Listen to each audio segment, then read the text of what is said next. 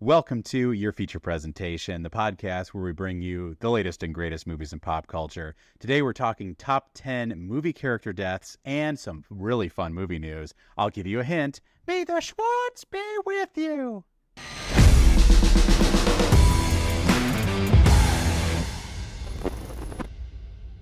Nailed it. Nailed the joke. All right, so we're going to go into some movie news. Spaceballs 2 is happening. Mel Brooks is involved. 2027 release date. Andrew, have you seen Spaceballs, the original? I've seen Spaceballs. Do you remember what year that was? Because Mel Brooks is getting near the end. This is the 40th anniversary of Spaceballs. Yeah. How involved is Mel Brooks? Yeah, exactly. So I think he's co-writing, which I think is perfect. Like, he's kind of like dabbling in it, and it's still going to have a lot of his flavor. And he is going to be acting in it. He will be returning as our yogurt. No way. So it's directed by Josh Greenbaum. And this is a little shout out for the Doodads specifically because it's directed by Josh Greenbaum, who directed Barb and Star Go to Vista Del Mar. And Jacob, I know specifically, is a huge fan of that movie. Really? So I feel like I've never heard of that movie before Jacob talked about it. And I feel like but I can hear I can hear his No voice. way. Barb and Star Go to Vista Del Mar. Go to Vista Del Mar. I think Justin liked it as well. I love that movie. Yeah. That's my Jake impression. That's a Jake impression. I love it. So the movie's officially happening. It's set for 2027 release date. Rick Moranis as Dark Helmet is returning, which is huge. I mean, Rick Moranis has been in the back in movies kind of thing for a while, but there's nothing like huge. I feel like this is a really big role for him to come back to. Like, not even just like huge, like it's just iconic. You know, what a fun character for him to play again. Bill Pullman is coming back as Lone Star, and then Josh Gad is co-writing it. Lewis Pullman, who we just saw in Thunderbolts. Josh Gad is co-writing it? Yes. Like the singer? Josh Gad. He sings like Olaf from Frozen. Frozen? Yeah. Yeah. He's like a Broadway theater guy, right? Yeah, I guess so. I mean, I consider him more of a maybe Broadway as too comedic actor he's that sings. Okay. Sure, he's like a Hugh Jackman. Right. You compare those two people, and they're the same person. Josh Gad and Hugh Jackman. Same person. These are actually identical twins. Yeah. Well, I mean, let's hit it up. They're both humorous, both white guys. Yep. Both, dark hair. Yep. Same person. Both can sing. Both singers. Both of them completely ripped all time. Ripped in wit and in body. Wow. Nice.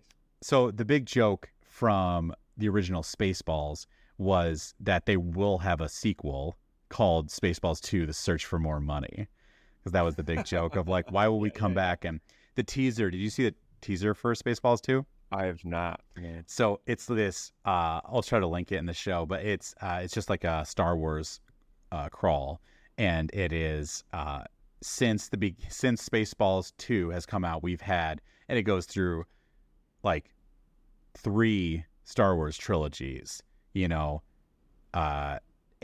Harry Potter movies, like all these sequels, the Marvel movies, like all these series and sequels and Jaws, like it goes through all these blockbuster movies and these big things, like, but there's only been one Spaceballs until now, and it's so funny. The thing that does make me sad is obviously John Candy can't be in this. Yeah. He can't be returning as the beloved character Barf, Yeah. And I did have to rewatch this movie. Dude, it's good. It's fun. It's one of those movies I do think I don't hate me for this statement, but there's movies like Nacho Libre, Napoleon Dynamite, Spaceballs that are fun to watch, but they're kind of more fun to talk about after you've watched them with friends. Yeah. Yeah. Did you just pull a hypothetical gun on me? Hypothetically, no. But I do. I agree. You actually pulled a gun. For our audio listeners, Andrew pulled a gun on me, a legit gun, 100% real gun. The world may never know. Yeah, I would actually agree with that. I thought you were about to say that Nacho Libre and Napoleon Dynamite are not funny, but I totally agree that 70% of the laughs that you get or more come from quoting it with someone later. Yeah, absolutely. And it's funny to think back on. Like, it's a fun movie to muse on. You're just like, funny. There's some, like, I love, like, Airplane. I think Planes, Trains, and Automobiles, like, more of those types of movies. And I think those are hilarious movies and to watch. But then there's certain movies Naked that Gun. Naked Gun, which we're getting a Naked Gun sequel, which is crazy. Yeah, I don't even want to get into that because that's just crazy. And also I don't have any notes on it, so I refuse. Oh. But very excited for Spaceballs 2. Definitely excited. Next on our movie news, and we'll get to top 10 character deaths, don't you worry. The Odyssey is obviously shooting. I believe it's wrapped shooting now, the Christopher Nolan movie. Wow, that was fast. This is the first. Actually, you want to fact check me on that? See if it's wrapped? Dude, I'll totally fact check you. It's got to be close, but I thought it was. Anyways, it's the first movie that's shot completely in IMAX, which I think is an amazing feat. So this is a movie you have to see it in IMAX. You're only going to be able to see it in that full frame rate when you go see it in IMAX, and that just really gets me excited. I never even noticed. I think The Dark Knight maybe was the first time I noticed that, like, if you don't see a movie in IMAX, it'll change aspect ratio. Like in the theater, there'll be certain shots, like that. And I think that was the first time I had noticed. But it's pretty. I'd say most people don't realize that sometimes the screen is actually getting wider, Yes. or taller. Like they don't realize that the director and the editors purposefully film and change aspect ratios, like sometimes to tell the story. Yeah. Right? Mm-hmm. Like Sinners. Did you hear about Sinners? No. I heard good things. Months ago. Yeah. So but you're aware of the movie. Yeah. There were 3 different aspect ratio changes in that movie, and you only got to see all 3 of them in the like truest IMAX theater, like the biggest one possible. And there's not a lot of those around. There's one in Grand Rapids. Shout out Celebration Cinema. Shout out. And that's the only opportunity that you have to see it literally as the director wanted every frame to be seen, which is really interesting. I think that gives a kind of those film nerds an opportunity to like dig in a little bit with the art. So I like that. That's cool. That's so fun. So the principal photography is not done yet. Okay. So boo. I'm just kidding. No, they filmed a lot already in Greece, Italy, and LA. But they're currently headed to Scotland and plan to be in the UK for filming for a little while. That's so cool. There's so much practical effects in this. Like, they literally boat on the ocean shot some of this movie. Yeah. And it's just like, they do. So cool. They have to go to Ireland for the Cyclops because that's where he lives. And in his contract, I saw he was like, I'm not leaving my country. I have to stay here. So, bring jobs to Ireland. Good for him. That's so funny. The Cyclops, they couldn't get him to. Can you believe about the Cyclops that it's real? No, that they couldn't get him to leave Ireland. Yeah, jeez. Honestly, kind of selfish. Yeah. He's just. I feel like it's good for him because he's sticking to what he knows, but at the same time, it's like, couldn't you make a sacrifice for this movie? Come on. But I don't know. That's just me. Speaking of shooting a boat on the water, Andrew, do you know what movie that Heath loves that was shot majority on the ocean? Star Wars. You're right. To get the realistic ship explosion. It's Jaws, dude. It's Jaws. So for our visual viewers, is that redundant? Visual viewers. For our looking viewers. Hey, anybody who's looking. This is the 50th anniversary edition of Jaws in Steelbook, which I just got.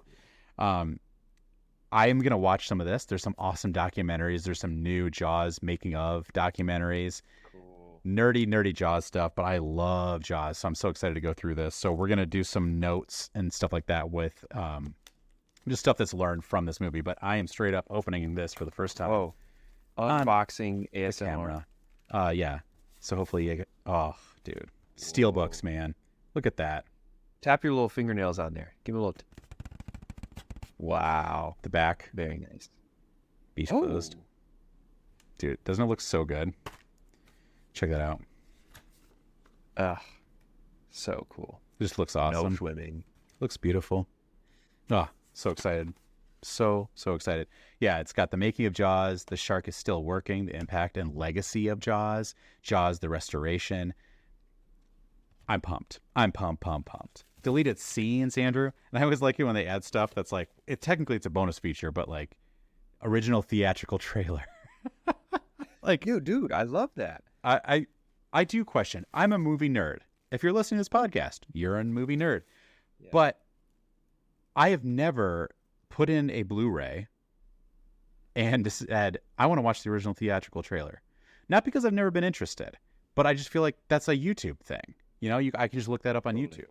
And there's not many trailers I would watch the original for. The Star Wars one, read by Harrison Ford, is very interesting. Wait, what? Oh, you did not know that? The original 1977 Star Wars trailer, one of the first ones, is Harrison Ford doing the No way. this hot Okay. over. I've seen the original trailer, but I didn't know that was Harrison Ford. That's Yeah. so cool. It's cool if you go back and listen with that, because he's not like Harrison Ford. He's not like Han Soloing it or anything like that. Right. It's very much like Star Wars. It's like very 1977 voiceover, but Yeah. Cool. it's really man. cool. Wow. I'm so Super excited fun. for you. Thank you. And A little warm up for Jaws week. I'm excited for myself. I think we're gonna have a little for 50th. Shark Week.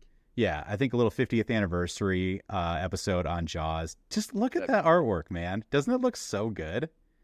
Ugh, I love Jaws. Can't beat Jaws. And we were talking. It's like, it's ironic that we did our Jaws movie talk last year when we should have done year 49. 49 is the big one.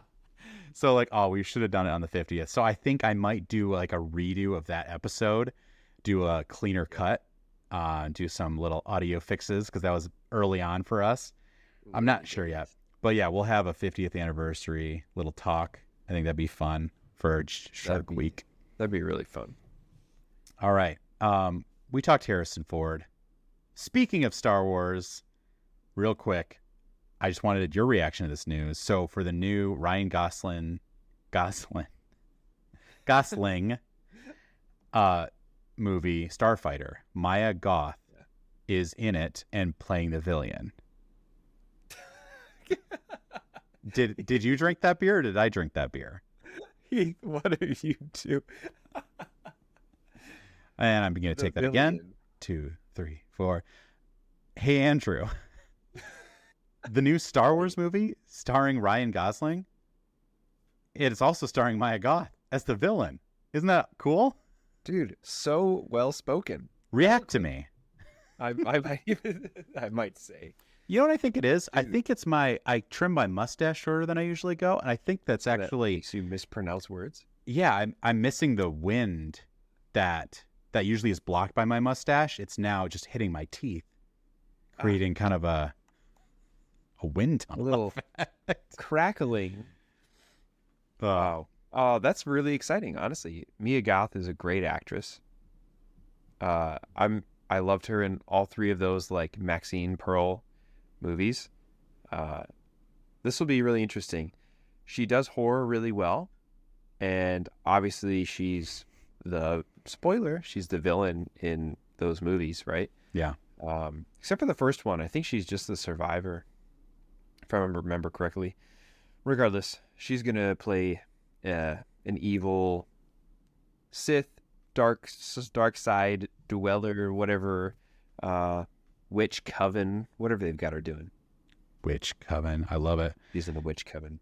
Yeah, she has presence. She does play a villain really well, but she's just a great actress. And I'm just pumped to see people like that. And I think she's someone too that if there's one negative I have with The Odyssey is I feel like they are pulling from so many known actors that I can't think of an actor that hasn't been in a big movie like all these main actors that are being in the Odyssey, and they're awesome, but all of them have been in a huge movie in the past year or two. Yeah, totally. Like, which isn't a bad thing. I just feel like, I mean, I love it with fresh faces. You know, I think Yeah, there's something special about that. there's some A-list celebrity, I don't know if you could call it fatigue or like a curse. Everybody knows a movie that is just chocked full of A-list celebrities that just flopped. Like it was a terribly executed movie because they rode the riptide, the way they rode the, what do sharks ride? The undercurrent of those celebrities. Turtles do from Nemo. I know that. Oh, dude, the EAC. 150, dude, and still young. Mr. Crush? No, that's my dad, dude. Or no, Mr. Turtle. Mr. Turtle is my father. Mr. Turtle is my father. So anyway, everyone knows a movie that tried to ride the coattails of A-list celebrities. I think Nolan is one that could do this really well. Has done this really well, right? Yeah. I think he's known for obviously great movies, but also incredible actors who are in his movie for 10 minutes. And you're like, oh my gosh, I can't believe they're in there. So, yeah. great.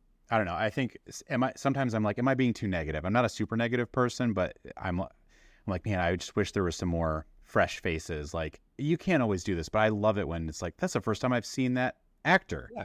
That's awesome. Like Lord of the Rings, like Orlando Bloom, that was his first movie. And that's such a cool. Yeah, Orlando Bloom. No way. You didn't know that? Yeah, The Fellowship of the Ring. Oh, cool. Was his first movie.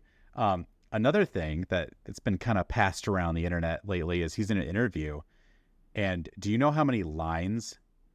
Oh, isn't it like 17? Yeah, I was gonna say, now I'm confused if it was just the first movie, or maybe it might have been the trilogy. But like he speaks so little in those movies, and it's just like, but you all remember him. Like, well, he's one of the Fellowship, and I just think that's so cool. You know, it's like there was other actors too that I would argue it's like, I mean, that like weren't known. I mean, Viggo Mortensen was in stuff, but I mean, that was definitely like a huge, probably his biggest role. Totally.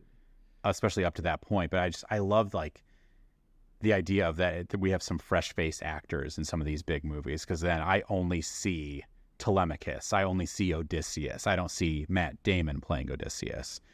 Yeah, that's a good point. Yeah, and it's just like, I mean, Tom Holland, Zendaya, like it feels like they're in everything right now.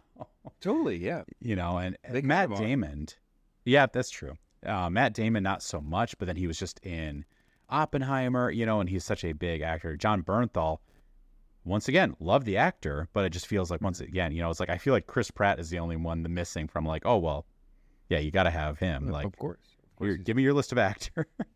Yeah, I don't think it's negative of you to say that you want actors and actresses that you've never heard of before.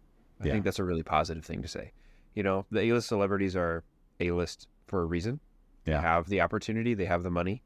So, yeah, I think it's great that we all kind of want new faces and fresh talent. So, yeah, that's cool. I like that. All right. Well, it's time to get to the main point of our episode. Top 10 movie character deaths. Gourley method. 10-1. Yep. Andrew, remind us of the rules. All right, Heath. The Gourley method goes as such. You and I will both start at number 10. If I say a character that is higher on your list, you say, whoa, shut your dirty mouth. We're going to wait until it's higher up, closer to my number 1, wherever it lies, and then we will both share in that moment. So, if my number 10 is someone you don't have on your list, then I have free reign to talk about it, and we'll move on to your number 10, so on and so forth. But sometimes there might be a fun little mix-up where we say, hold on, this death you want to talk about is actually more important to me. So we kind of wait and give the other person an opportunity to catch up with us. So I think it's really fun. It is fun. I think we have yet to do one of these episodes where we don't mix something up, specifically me. Like, wait, did you do your one? Is this the Yeah. episode? Maybe. This is the episode. Listen and find out. Yep. All right. You want to start us off? Dude, I'd love to start off. Okay. All right, my number 10. Full spoilers for the Walking Dead TV series. Number 10, most impactful death for me is Glenn Rhee from The Walking Dead. Dude. Yeah. You know, when I said top 10 movie character deaths, I was assuming you'd stick to movies, but I couldn't. I can't. Yeah. This is the only TV show on here. However, that's just. I watched that episode pretty much in a theater. It was a theater experience for me. Did you watch it as it was coming out? I did. There's a whole season between the mystery, like the smack with Negan, and actually I have some Walking Dead compendiums up there. The smack season ends, and we waited a freaking year, 9 months. 9 months until we find out who died. So that was a very impactful on-screen death. The rest of them will be movies, Heath. I like that argument. That is, I was going to make fun of you, but I was like, that's a great argument that it was a theater experience because of Oh the yeah, cinematic. there were It's like, all right, there were at least 100 I'll let people in this the slide. room when I watched that episode. yeah. It was It was, to me, it's a crazy, it's a crazy death for sure. And they also had teased it where I'm Totally. going to get a little visceral here, but they showed like him fall and then guts getting ripped out of him. And we Yeah. were like, he's dead. And then the next episode, like there was all these crazy theories of like, is he dead? Could he not be dead? And it's like, it was totally true. Like it was another guy had fallen on him and that guy was getting killed. Yeah. Do you remember that? And he crawled Yeah. under the trash can. Like, so they faked us out before. And Yeah. then Like we why didn't know save who died. him? Yes. Why save him in that moment just to kill him later? And they were like, so that we could kill him later, basically. Yeah. And it was Yeah. totally Glenn POV getting hit with a bat. Yeah, which was very interesting. And then it was next season, you'll find out who he killed. Dude. Oh man, it was so crazy to me too.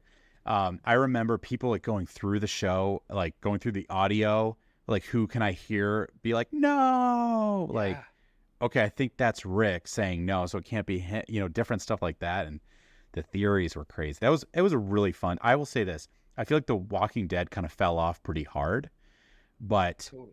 it was a super fun stretch for a long, long time. And it was must-see TV. It was a weekly. I mean, that was the last thing that I can remember being on like actual cable that got me that excited. Mhm. Probably the next thing would be like Game of Thrones, but that was always like streaming for me. Yeah, totally. I don't know. Yeah. Great death. Great experience. Okay. Oh, thanks. All right. What's your number 10, Heath? My number 10, spoiler for The Shining, Dick Halloran. Dude, it's on my list higher. Okay. Awesome. Okay. Here we go. Here we go. Okay, buddy. All right. All right. You're number 9. All right. My number 9. Whoa. Whoops. My notes. Sometimes the notes, they shift. I know, yeah. So, my number 9, spoilers for Raiders of the Lost Ark, because my number 9 most impactful movie death is Arnold Tolt. Do you know who this is? No. If I said face melty guy from Raiders of the Lost Ark, would that ring a bell? One of the 3.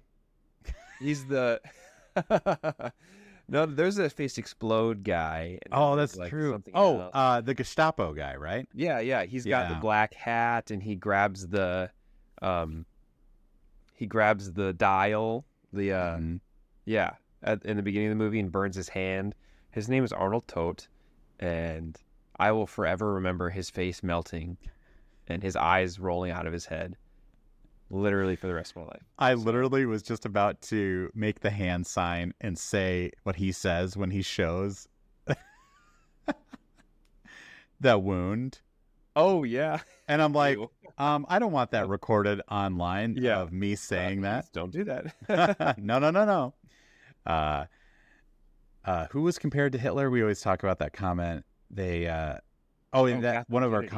commenter, yeah, yeah, said Kathleen Kennedy was like compared her to Hitler, and then your response, that's literally insane. That's literally insane. Yeah, ridiculous. Oh, it's so funny. Like Yeah. I'm not one of those people that says like Trump is Hitler. I feel like that's intense, but I could at least see it being like he's the president of the United States. He's a powerful person, but to say Sure. like a Yeah, yeah. studio executive Yeah. is like Hitler, I was like, kind of feels like you're making fun of like your know local who- barista or somebody. You know who is exactly like Hitler? The lady who works the front desk at the post office. Exactly. Literally the same. Literally the same. They're twins, just like Hugh Jackman. Her motivation and Josh Gad. Yeah, exactly. All right, that's my number 9. What you got? Dude, that's such a good one. Raiders is so iconic. So that's also the guy that brings out the you think it's a torture device and it's actually a Yeah. hanger. Oh, such a good movie. I love that movie. Okay. I'm going to stop saying spoiler every time. I'm just going to lead with the movie and people will infer. The pattern. My number 9 from Terminator 2, Judgment Day, the T-1000. Oh, the T-1000. Cool. Yep. Nope. The T. Yeah, it's the T-1000. My gosh, now I'm thinking. Can you look it up? Or Yeah, or Arnold. the Buzz? Arnold is the T-800. That's on my list. Because yeah, that's right. I apologize. T-800. As soon as I said that, I was like, that's not right. Yeah. That's So on my list. It's higher. okay. My goodness. All right. Well, never mind then. Everything- So why don't everything- you tell us your Plot number twist. 8? I actually just took your list and I inverted it. No. It's all exactly the same. Okay, my number 8 is from Inglourious Bastards. It's Lieutenant Hickox. Not on your list? No, it's not. Okay.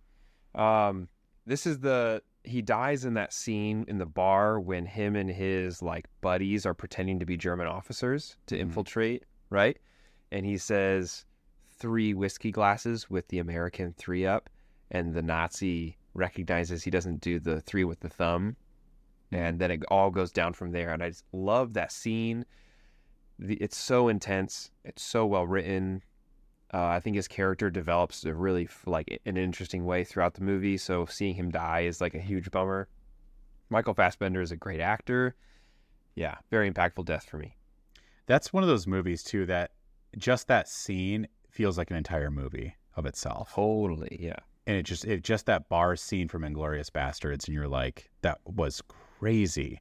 And then the tension reveal of like, I mean, it's no joke that it's an amazing movie, but just like they're talking and it seems surface level, and then you go under the table and they're both holding guns on each other. Yeah. You know, just like the shifting, like we're just chatting, and then you show the gun, and it just elevates that so much. It's just, yeah. good pick, good pick. All right, Heath's number 8. All right, now you'll steal this from me as well. From the movie Up, Ellie. Oh, my heart. Not on my list. Ouch. So technically, as we see her as a kid, but the scene, the opening of Up, no dialogue, goes through this entire couple's relationship, ending with the death of the wife, and Yeah. it broke me. Like I feel like I'm a lot more emotionally connected now, like later in life. But when I had originally watched it, I was like high school age, and I cried, and that was not a move for me. Like high school Heath, I was like, I hadn't cried in 2 years, you know, and just like, but it was just a powerful thing. And once again, it was almost the equivalent, maybe not a movie, maybe a better way to say it is like, it's a complete story in that short version, no dialogue. And it is really powerful. Man, I couldn't agree more. What a great pick. All right. Your number 7. My number 7 is from The Phantom Menace, Star Wars Episode 1, Qui-Gon Jinn. Yep. Not on my list. Not on your list? Oh, man. Sing me the song. I was going to be, honestly, I'm going to be truthful here. If you would have asked me 15 years ago, 10, 15 years ago, it would have been Darth Maul. but he did not even die in that scene. So I actually had to pick a actual death. And then it got me thinking, man, how many Star Wars characters actually die? Not a lot. Like, if I'm being honest, a lot of them just like chilling back to tanks or have plot armor, which maybe is a topic for a different episode. Regardless, Qui-Gon Jinn is my favorite Jedi. I have his lightsaber up on my shelf here, and it was a very sad, sad death for me. So, Yeah. A death that was famously spoiled by the soundtrack.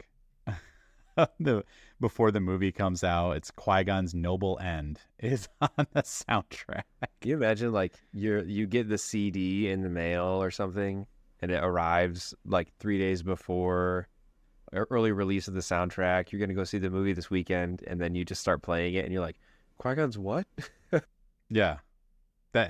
Which is, I feel like I would have, because so that would have been like, what, 99 it came out? Yeah, nice. So like, I feel like, internet was available, but not, I don't think I would have been like, I'm going to look up who Qui-Gon is. I was 9 years old at the time. So I wouldn't have been like, that was actually when it released in 99, you would have been 25. That's true. You're right, because of the age. Yep. I'm not going to say Benjamin Button's disease. Wait, I just said it. No. So I wouldn't have been able to look it up, but I probably didn't even know who Qui-Gon Jinn was at that point. But then going into the movie, obviously you're like, this is Qui-Gon Jinn. It's like, oh no. Great choice. Take some magic out. Yeah. All right. We're My on number 7. Number 7, yeah. From the movie Die Hard, Hans Gruber. Very nice. This is the main villain, played by Alan Rickman. He has got the slow fall off the tower. Such an intense ending. It's just these moments where they are right on the edge, like nail-biting scenes, are so impressive to me because they both kind of fall out the window, Holly and Alan Rickman. And it's the watch. She like has a hold of the watch, and so they're like both gonna fall. And then John McClane has her, and so it's like the watches needs to be removed, and then just like the actor just falls. And they had a huge stunt fall on that too. Like the first one is green screen, and it looks a little dated, but then the second shot is literally a guy falling for many stories of a building, and it's just like, you just can't fake that. I still feel like the height of CG is just not there yet. You can still tell. And man, when they have a stunt guy doing that, it just makes it even that more impressive. Yeah, I think stunt actors are one of the most underrated positives of movies. Yeah, they for sure. really, really sell so much. And side note, the John Wick movies are, I think, a testament to this. Actors doing stunts, taking hits, and practicing martial arts and stuff is a big win. So, yeah. Shout out, stuntman. All right, your number 6. My number 6 is a lie. Heath, I'm so sorry. I have another TV show on here. You dirty rat. You dirty rat. It's a Game of Thrones. Movie deaths. Movie death. This on-screen death. It was cinematic for me. You can't say that again. I know. I can't use this twice. I can't use that excuse twice, especially because it's Ned Stark. I watched this movie death, this TV death, in the comfort of my own apartment alone, because none of my roommates would watch Game of Thrones with me, and I was binging the whole series. And I almost wept because I was like, wait a second. I can't lose Boromir again. What is going on? Like, why does Sean Bean have to die every time? So, poor guy. Really great like twist in the series. It's an even better experience, in my opinion, in the book. It was better written than it was shown, I guess, in the TV show. So I apologize for the straight up lie, and let me check my list. It won't happen again. I'll believe it when the list is complete. I mean, yeah, you're right. It is such a cinematic death, and it's one of the most iconic of media. So it's huge. Yeah, so you read the book first, is that right? Yeah, I think I did book one, which is Game of Thrones. And then I was like, dude, I can totally get with this show. And then before I picked up book two, I think I went through the whole show, some sort of order like that. Yeah. Yeah. I watched the show season 1. I think season 1 and 2 before I started reading any of the books. That was kind of a fun experience because I would watch season 1 and 2, realized how much I was liking it, and then jumped into like several of the books, and that was fun. But yeah, I mean, what a crazy on-screen death for sure. All the reaction videos, I feel like that's one of the things that got people really into like secretly recording people, like book readers, being like, "Hey, season, Yes. episode 9 of Game of Thrones tonight," or whatever, and just like secretly recording the action. Like, no way. That was fun. That was a fun time. All right. What do you got? So my number 6 from the movie Lion King, Mufasa. Ugh. You're really tapping into the old broken nostalgic heart here. Well, I was just thinking like these iconic, these memorable, these important scenes, and it's just like it is one of the ones that's like cinematic gold. It's heartbreaking. And then like Simba, it's a kid's movie, but then Simba's like, was this my fault? How do I rectify this? And then he's just like, he runs away from his problems because of all this tragedy. And then, I mean, it's one of the iconic moments of like, oh, what was the first time you thought about death? It's like, well, Mufasa, Yeah. and, so I'm going to, anytime it's repeated, you're like, oh, that was the Lion King. They pulled a Lion King here. yeah. Well, they pulled. It's so iconic. Wow. My wife Emma took her sister, who's 10 years younger than her, to the live action Lion King when that came out. So this was several years ago.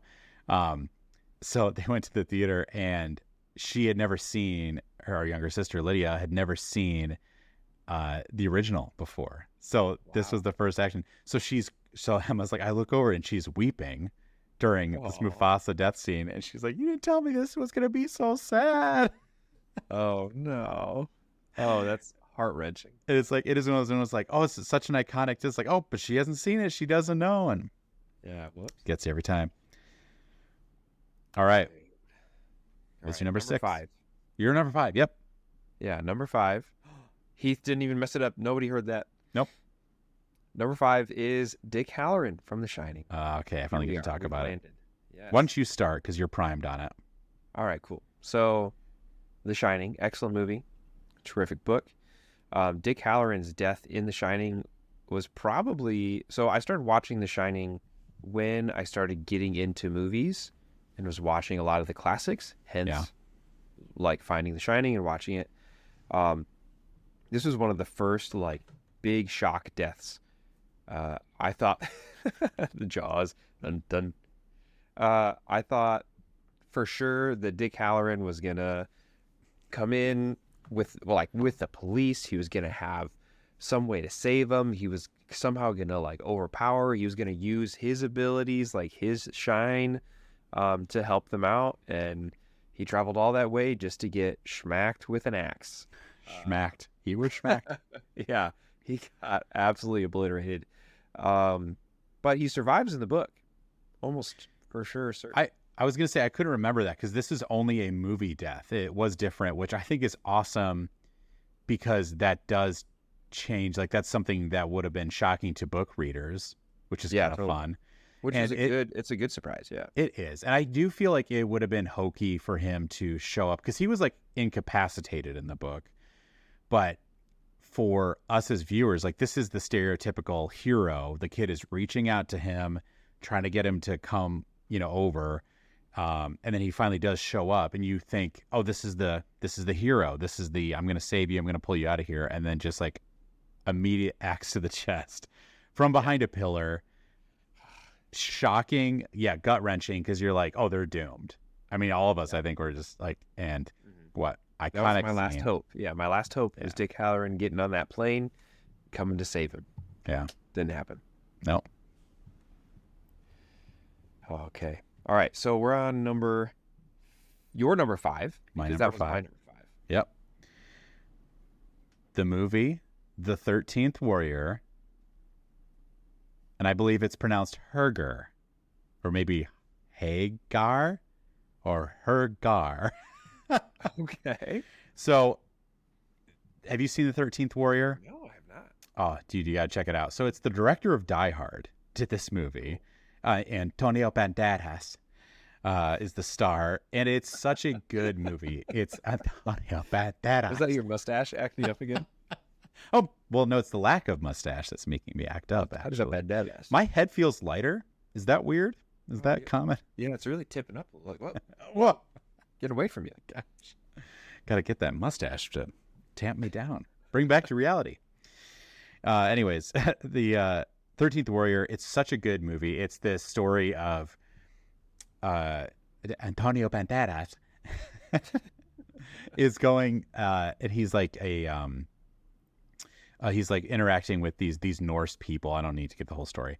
But then it's this, they go on a journey to save these people, and it's prophesied that there will be 13 warriors, and one of them can't be a Northman. And so they're like, he doesn't even understand their language, but he gathers basically that's like these soldiers are like, I'll go, I'll go. It's like, great. And then they all look at him because they realize like he's the Northman. He's the one that needs to go. So he goes on this journey, super epic journey. It's like this journey to go save this other king, and it's just such a classic medieval journey, like destinations, going into like there's like these terrible like enemies that are like, are they werebears basically, like half bear half man, and they don't know, and they think there's a dragon, and so like there's mystery, and just it is a terrifying visual. There's this one scene that it was stuck in my head. Like it's one of those movies you watch as a kid, and you're like, the witch, when they walk into her room, like when they confront her in one of these scenes, it's like the most terrifying image I think I've ever seen. It's just, it's crazy. So such a good movie. Anyways, so I'm going to spoil this character's death for you. I apologize, Andrew. But part of the movie is they're slowly getting picked off as they're trying to achieve their goal. So Herger is this character that they're running through these tunnels trying to escape this underground kind of labyrinth. And he sits down, and he's had this breastplate on him the whole time because he's like, I'm not getting rid of my armor. They keep shedding their armor. He's like, I'm not getting rid of this. But then they basically have to swim out, and he's like, nope, I'm staying here. Like, I'm done. Like, I'm old. I've had it. So I'm going to stay behind in the cave. It's my turn to like try to hold off as long as I can. And he sits down, and he just smiles, and he goes, today was a good day. And it's just like this. He is on a mission, and he knows he can't go on, but his last moments are going to be fighting and saving, like helping his friends. It's such a powerful death. I was tempted to have this as my number 1 because I just love it. Wow. And it's fun to have a movie where it doesn't have as much wide appeal. Like if you watch it, it's cheesy, but it's epic. You know what I mean? So like you got to be in the right mindset. Absolutely. You know, Yeah. I think both of our wives would hate it. Is what I'm saying. So we'll watch it together. Yeah. All right, that's me. All right. Number 4 for Andrew is from Pulp Fiction. Oh, and it is John Travolta's death. That was not on my list, but it was close. Vincent? Oh, yeah. Oh, yeah. So he has a few really memorable, well, one in particular memorable kill that almost made it onto the list in that car when him and Sam Jackson are driving, and he's just chatting about the guy, and they're going back and forth, and then just boom. Yeah. But his death, I think, stood out to me over all the other deaths in the movie. Just because he's chilling on a toilet. Like, you get this whole story of him as, like, this mercenary guy with Sam Jackson, and just to go down via Bruce Willis by chilling on a toilet, wrong place, wrong time. Like, I think it reminds you that it's a comedy, that Pulp Fiction isn't just like a drama, and that really a director can do like whatever he wants, you know, like he can kill anyone. So Tarantino does that, I think, in a bunch of different movies, and this is probably one of the most standout Tarantino deaths for me, even over the Inglourious Basterds one. So yeah. Yeah, that's a great pick. Yeah, I think that's such a cool scene because the Pulp Fiction, it has so many different intersecting stories, and this is the first time two very main characters have intersected. And we started off the movie with Vincent, and he's like someone we like. Yeah. But then for the other guy's perspective, like, He's they like are against each clueless, other. but charming and kind of Yeah. mostly an idiot. Yeah. Yeah, it's crazy. Like, two likable characters that we've learned some of their story, both like them, but we empathize with both of them, and one just shot the other, like, without saying the other. Like, Vincent doesn't say one word. Yeah, there's kind of like this pause where like goes into the bathroom and they look at each other, and now you're absolutely right. You're like, oh my gosh, these two main characters are interacting with each other. What's going to happen? But before you can even complete that thought, during the pause, he just like just kills him, and it's You're like, oh, I guess that's what he's going to do. All right, well, that solves that. Yeah, you're like, okay, movie-wise, he's going to say something, or he's going to go for his gun. It's like, nope, dead, gone. Moving on. Nope, gone. Moving on.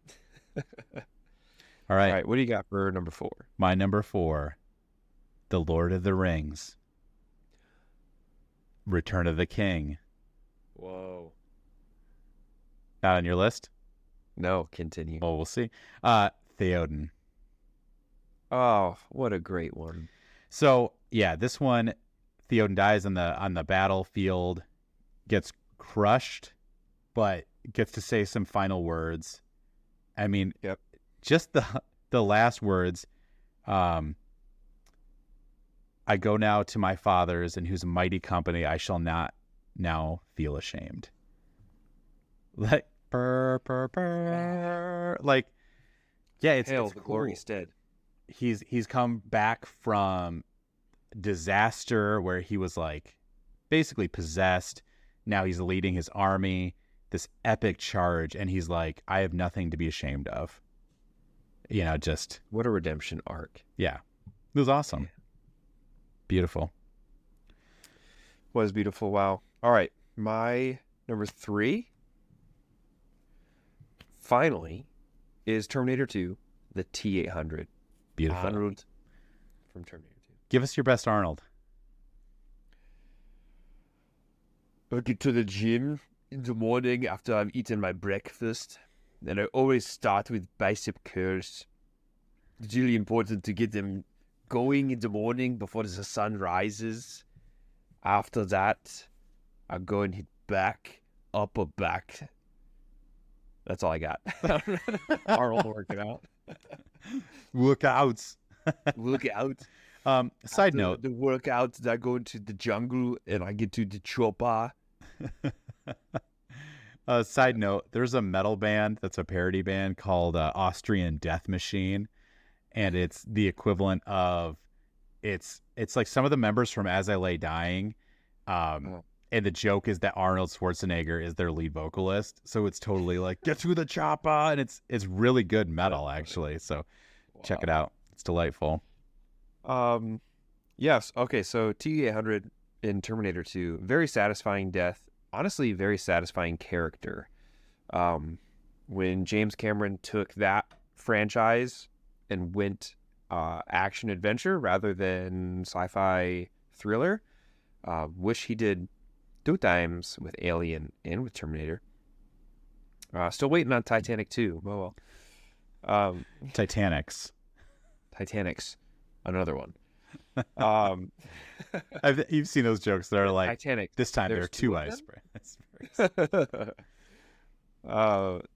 Yeah, his pivot for the series into like an action adventure type situation, how he developed the character of Arnold's Terminator, I think is way more satisfying in this movie. It's a much more entertaining watch, in my opinion. And it's just really fun to see him, and I believe the T-1000 or T-2000. Which one? The metal, melting metal. I believe that's the 1000. The Mighty Morphin Terminator. Go, go, Terminator. Ba-da. Yeah. Yeah, it's a Watching T-1000. that showdown is super fun, and I love that T-1000. Yeah, but his death at the end with the good old thumbs up down into the lava, iconic. Great way to end a character's death, like a character arc, and yeah, like just needed to happen. Like when he like is starting to make you realize, hey, this needs to happen. I need to die. You're like, I kind of don't want him to though. Like I know that you're a Terminator and that you are built to kill, but like, why don't you stick around? So Yeah. I think it's great. What are your thoughts? No, yeah. Love it. I think the cool switch of we assume he's the villain again. He's back. Yeah. But nope, he's not. He's actually been programmed to protect John Connor. That's such a cool twist. Like when he's approaching him with a shotgun, this whole time you think, this is it. This is it. He's going to, and then it's just like the switch was so cool. But then to have the real enemy as a more advanced Terminator is so fun because you're like, this guy was indestructible in the last movie. Now the villain is more impressive. It's totally the underdog, classic like Rocky story, but then it's also really fun because he's super advanced still. He's still a machine, and and it just like connects with the kid, and then just like the sacrifice of just like we have to stop the technology, so we have to get rid of that. It's just it's insane that someone could make the Terminator feel old school in the direct sequel to the Terminator. Yeah. Right? Arnold's Terminator, the T-800, throughout the whole Terminator 2 movie feels like, oh, this is old school. Like, this is the OG Terminator. This is a record player versus streaming on Spotify, right? This is so much grittier and better, and the new one's so sleek and efficient, but man, can't beat out old school stuff, Yeah. That's like the feel of it. And that's just impressive that they could like create that on literally just a sequel. Like they didn't have to wait 20 years for nostalgia. They made you feel like Arnold's Terminator was the icon that it is. So that's just great. Yeah. Also, what's the guy that's the head of the tech company? Do you remember his name? In Terminator? Yeah. In T2. I apologize as we look this up here real quick. Oh, Miles Dyson? Yeah. No, yeah. Yes. Okay. So. Yeah, he's the director of special projects at Cyberdyne. Yeah, by the actor, the Joe Morton. His death, I think, in that movie is another really impactful one as well. Just like it's brutal, it's graphic, but like the way he's breathing as he's passing away, it's like that is just some next level stuff. That's not the classic. Okay, last line, head over, bleh, Yeah, it is like, wow, that's like shakingly like that's a death. Yeah, like done just super well. He acted like he dove right into that. Good for him. He did. He really went method. He actually died. Yeah. So that's how they did that. Never saw him again. Okay. My number 3, Gladiator. Cool. Not a Maximus. List. Yeah. Wow. I mean, yeah, it's the cool part is it goes into that last battle. He gets stabbed basically to cheat the final battle. We pretty much know he's dead at that point, or he's going to die, but no one else knows that, which is like that gut punch at the end when he does die. Everyone's like, what happened? He's like, well, he was already bleeding out.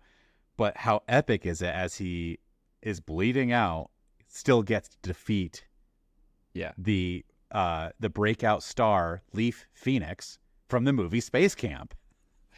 A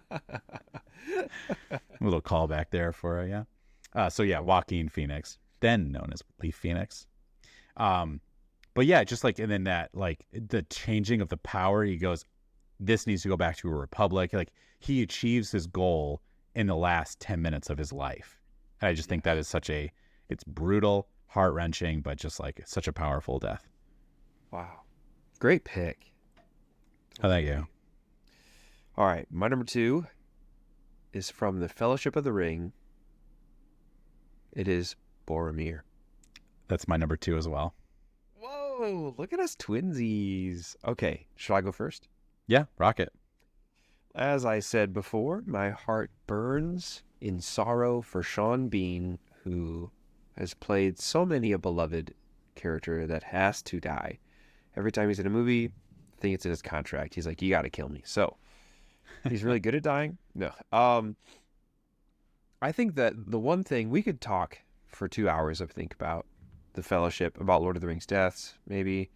But the one thing that I'll say is the importance of his death, what he was doing right before, kind of giving into the temptation of the ring with Frodo, leading into, oh no, what have I done? Now I need to protect the little ones. And he gives his life. Like, he fights like he's never fought before, like just tooth and nail all the way to the end. Just because it's like, okay, I see maybe a bigger picture here of what's happening, and this is worth my life. That Frodo can get the ring to Mordor, that my friends can make it. It's beautiful. And Viggo, Aragorn being there for his death, and like talking to him for a moment, and the wannabe king of men in Middle Earth is like face to face with the actual runaway king of Middle Earth, and they have this like reconciliation in that moment, and there's love, like actual masculine love for each other and respect, and it's just so beautiful. It's terrific. The kiss on the forehead after he's like, when he goes, tears, weeping, gnashing of teeth. I would have followed you, my brother, my captain, my king. To the very gates of Mordor.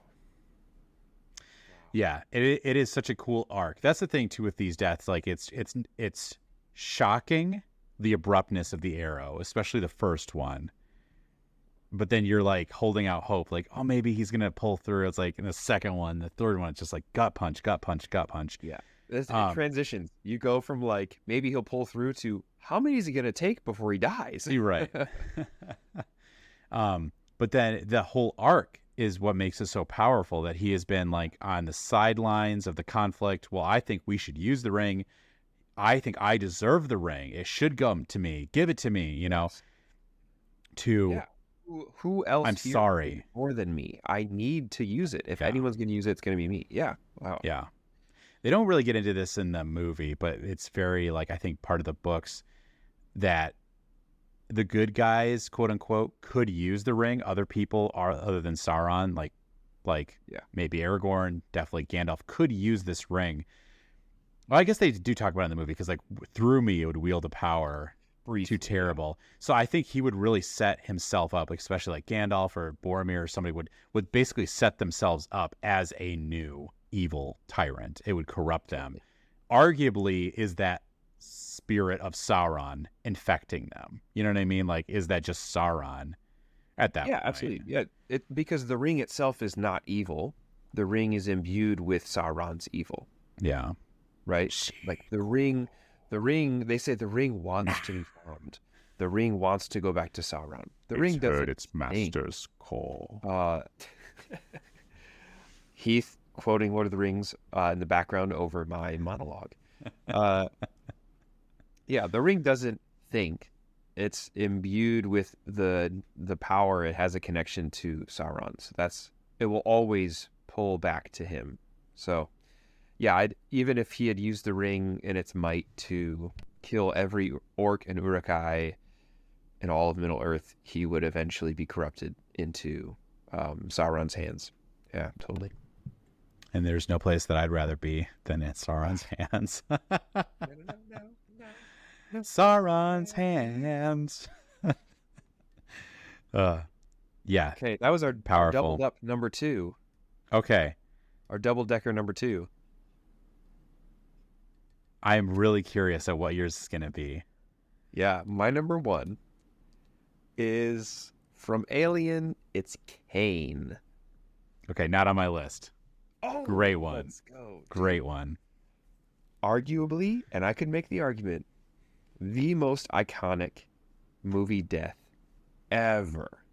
Countless jokes in movies, references in movies, countless like not rip-offs, but like homages, straight up like people dying in very similar ways or like body positionings, like it just inspired so much. Ah, it's incredible.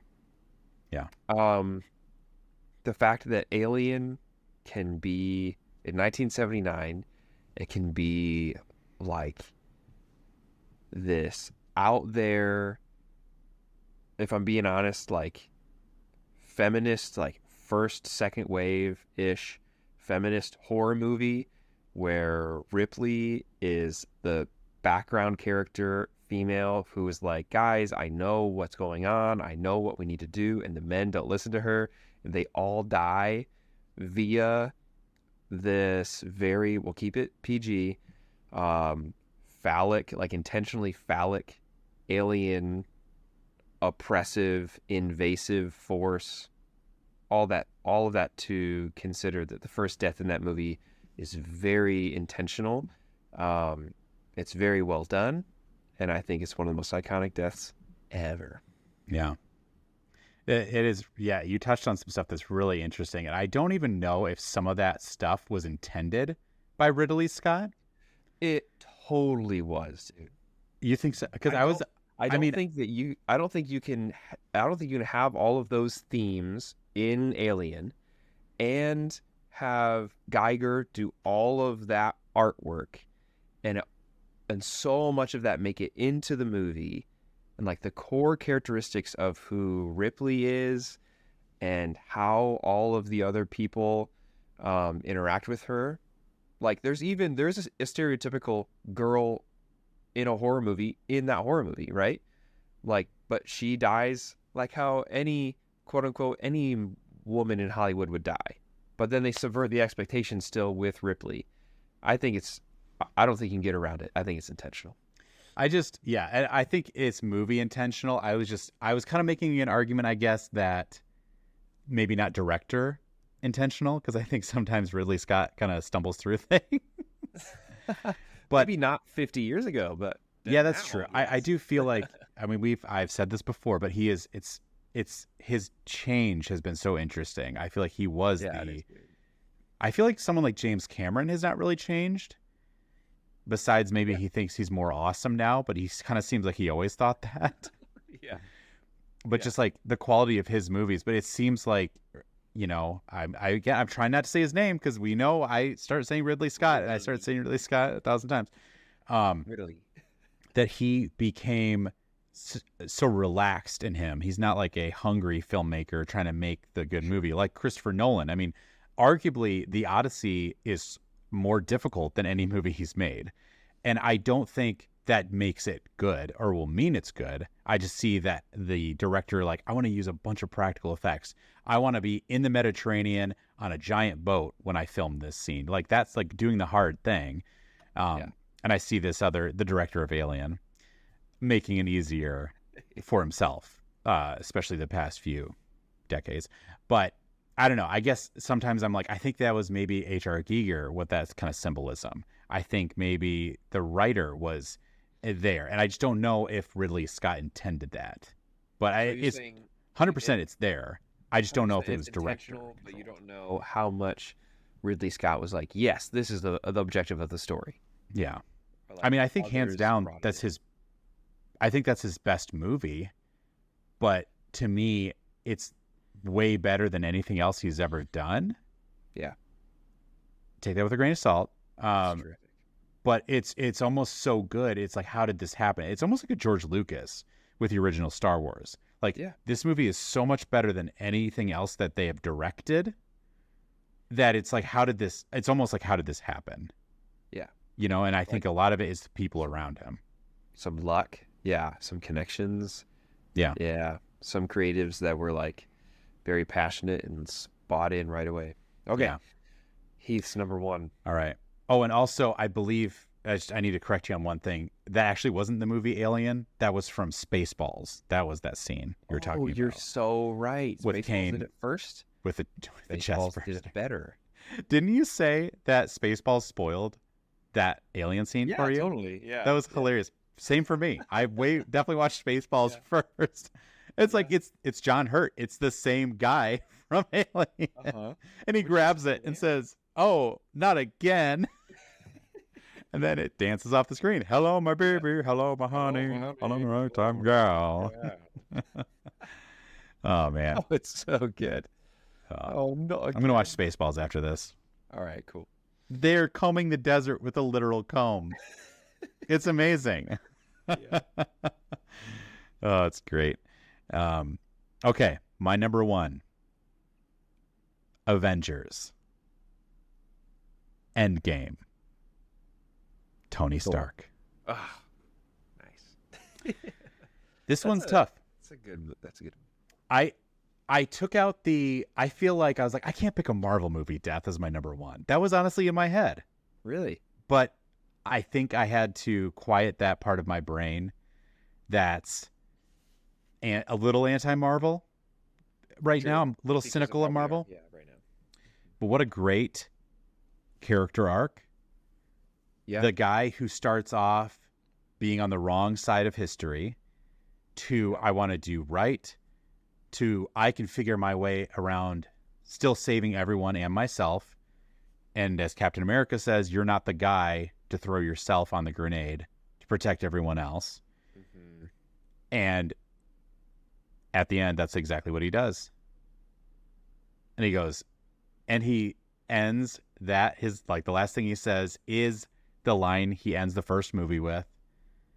And it's like, it's a proud moment, but it's his sacrifice makes it not vain.